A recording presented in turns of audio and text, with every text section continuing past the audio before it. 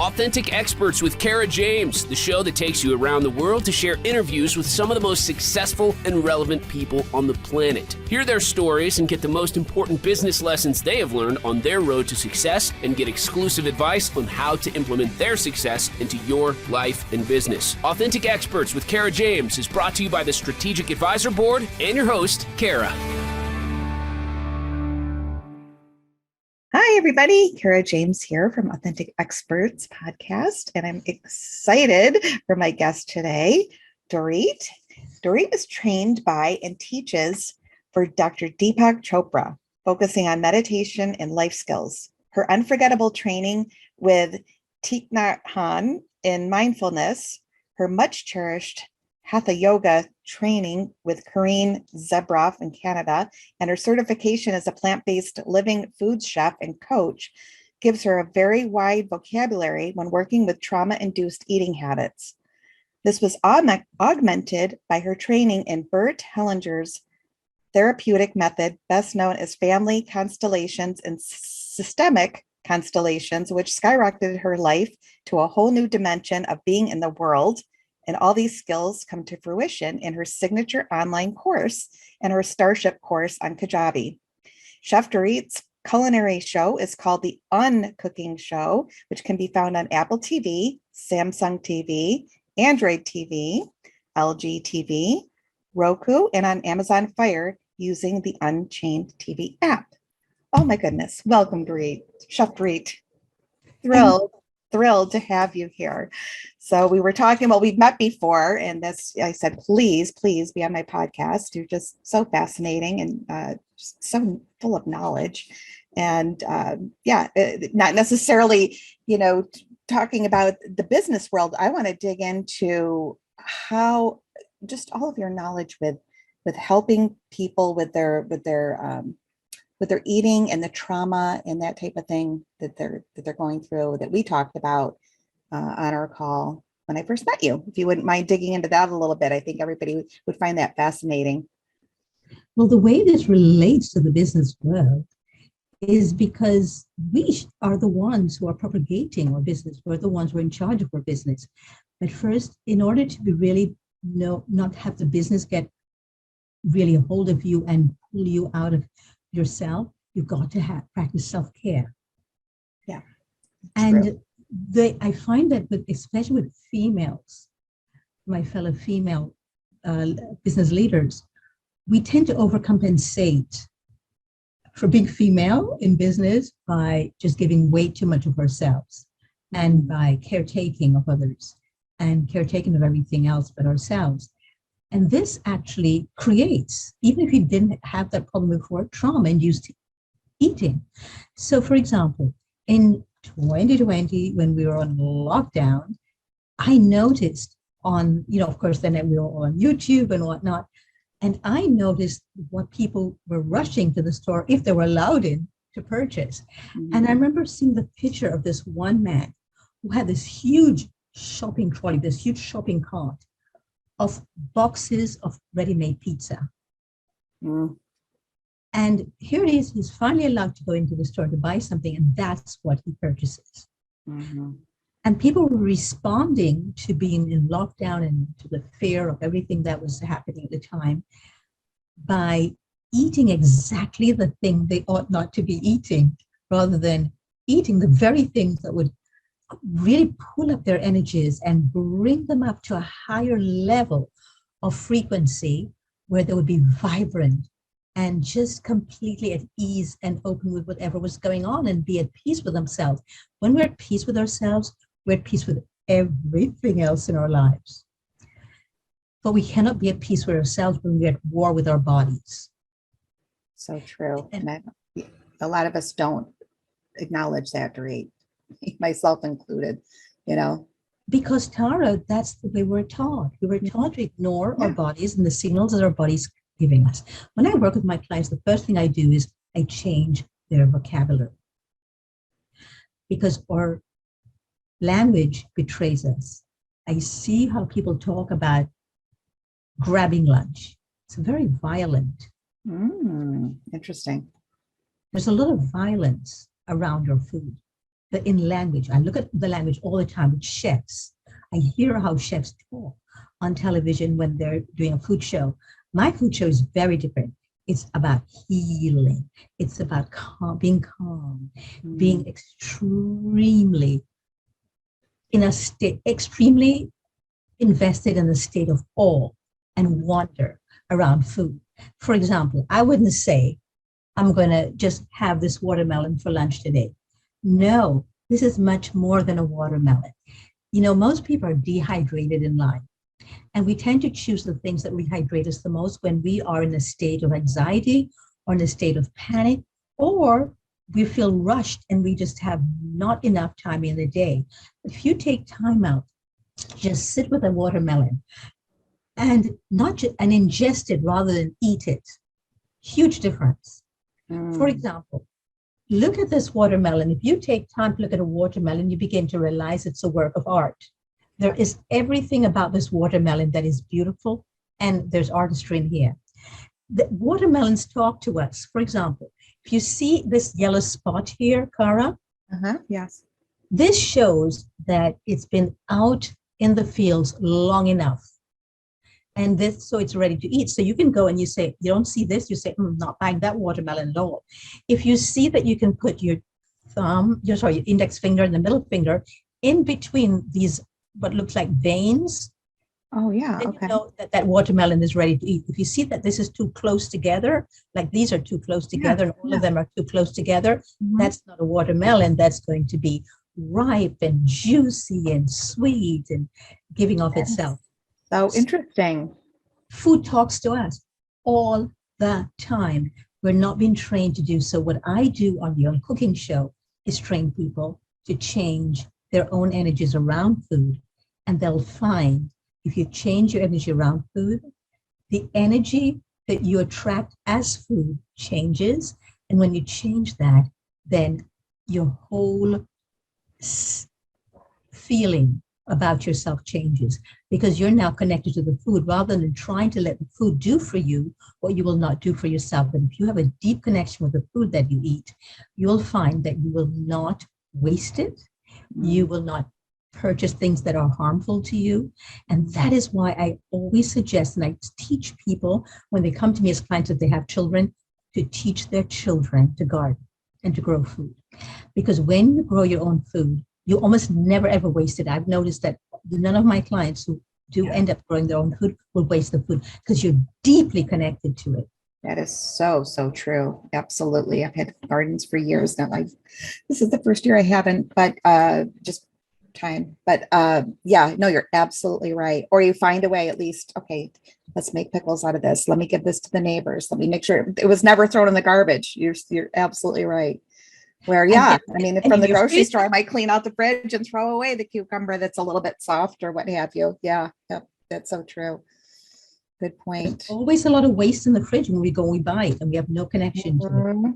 Yeah. And, you know, this way I also suggest, you know, to my clients, you could start going to farmers markets instead, develop a relationship with the farmers. Yeah. Yes, I agree. I do that. I do that. Yeah. You know where your food comes from, know your food. Begin to research about soil, get to know soil, get to know the wonder, the beauty of soil. Do you know there's a whole life in the soil? There are living beings in the soil that are constantly working on our behalf. We never take time to the soil to say, thank you for, you know, giving this to me. We never take time to connect deeply with the moon, the stars, and the sun for giving us all of this food.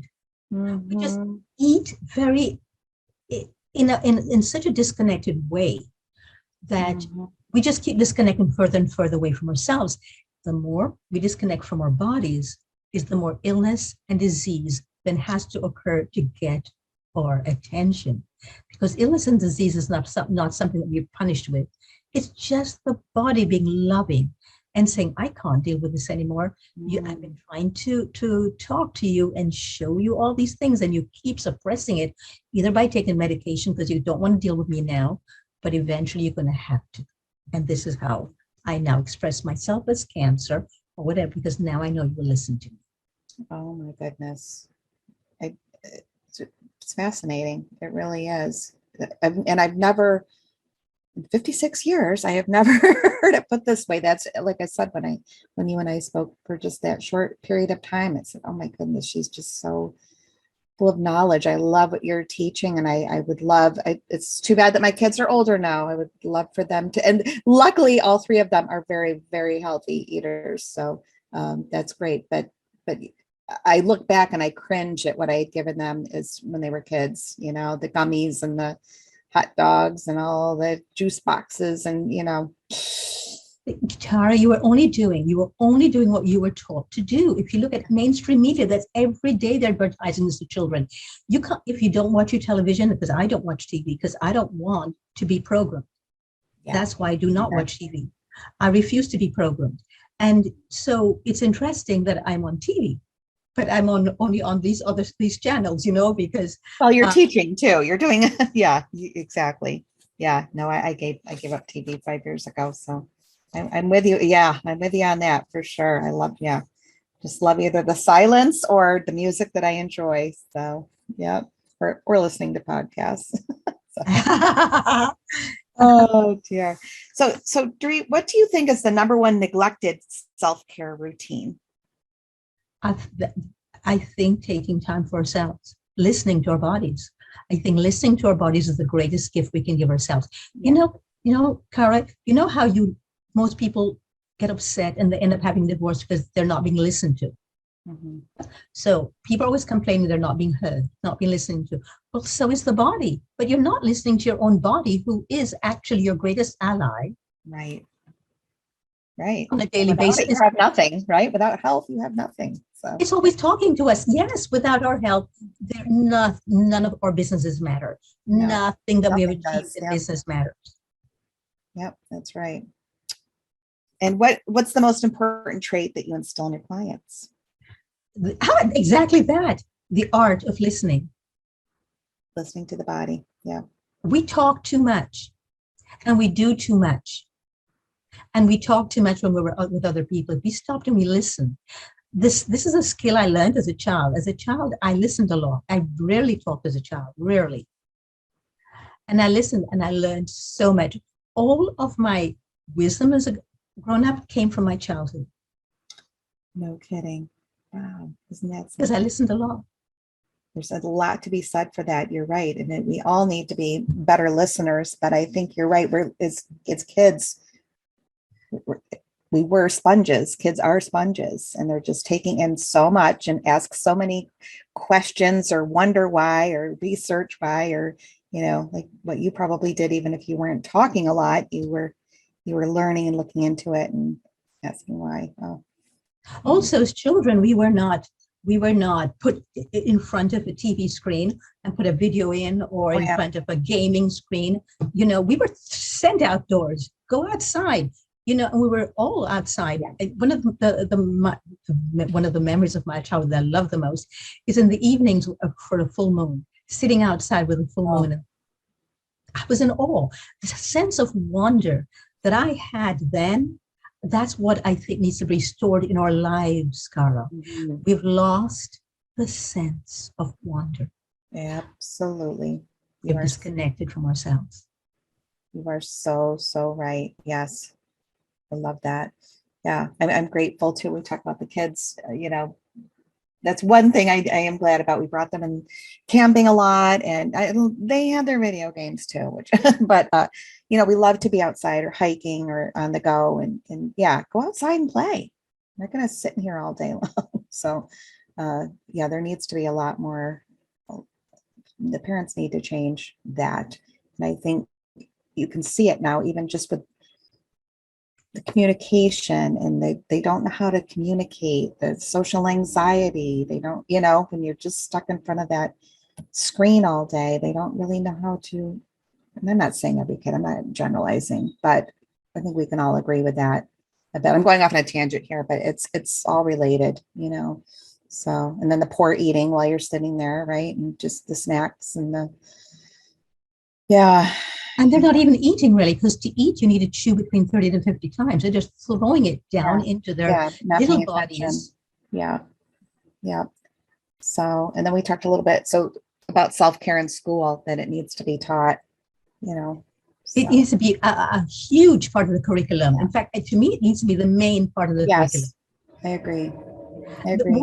What more can you give somebody who's growing up as a huge investment in their future than to teach them self-care? Right. Absolutely. There's nothing bigger. This way they know how to deal with grief. They know how to deal with an insult. They know how to deal with somebody who's attacking them. They need, whether it's verbally or physically or emotionally, whatever. This way they will not be getting into relationships where they're abused. They know how to. It's the trickle effect, the domino effect, right? It all starts with that, with self-care. Yeah. Or lack thereof. Yeah. Well, this is the problem. Yeah, exactly. Yeah. Right. Right. Love having you here and sharing your knowledge. And we could talk all day about this and how can we make a change? We need to change the curriculum. But, yeah, no, it's been a pleasure. And I want to talk to you about, well, I was going to ask, I always ask at the end of the show, if there's a book that you recommend, but we're going to talk about your book. So this is the book, I'm going to say it for you, that you recommend. We talked a little bit about that. So tell us about your book and then a new book coming out as well. So I have 3 books. I have a book called Celebrating Our Raw Nature, and that is about being raw on the inside of ourselves, be able to really digest our own raw emotions, getting in touch with our emotions, being totally and completely aware of all of the awe that lives within us. We're not even aware of how magnificent beings we are because we've not been trained to really, do that. So this book is called Celebrating Our Raw Nature, and it goes with the food first, because when you eat food that's uncooked and unprocessed, you also become uncooked and unprocessed. Oh my gosh, so interesting. Yeah. Yeah. In every aspect of your life. Exactly. When you eat only foods that are alive, living foods, you become more alive and you become more clear. The clarity is huge. That's the On Cooking show. The new ebook is actually 10 harmful myths that prevent us from being healthy and fully alive. And these are a lot of myths. Oh my God, there are more than 10 of them. I just chose the 10 most harmful ones. And and I'm developing a course from that now called Your Life Reimagined. Oh, I need to get my hands on all of this. It's so interesting. Yeah. It's so simple. It just, everything you're saying is just so simple. It makes perfect sense. Why isn't this out there? Why aren't we talking about this? Why aren't we all aware of this? And it's yeah. Because we've been programmed to be aware. Right. We've been programmed not with mindfulness, but mindlessness. Yes, you're right. Absolutely. We've been programmed to smoke anything that will make us our mind stop. We've been programmed to use alcohol to relax ourselves. We've been programmed to always be on the outside, on the external, looking for the external to soothe us, calm us, assuage us, when all of this exists internally. Yeah. Like look inside, folks. Oh my, so beautiful.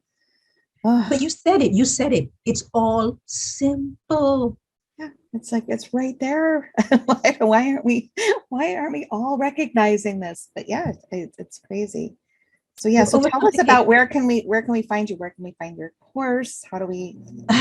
So a lot of people are going to be very interested in what you have going on. So please.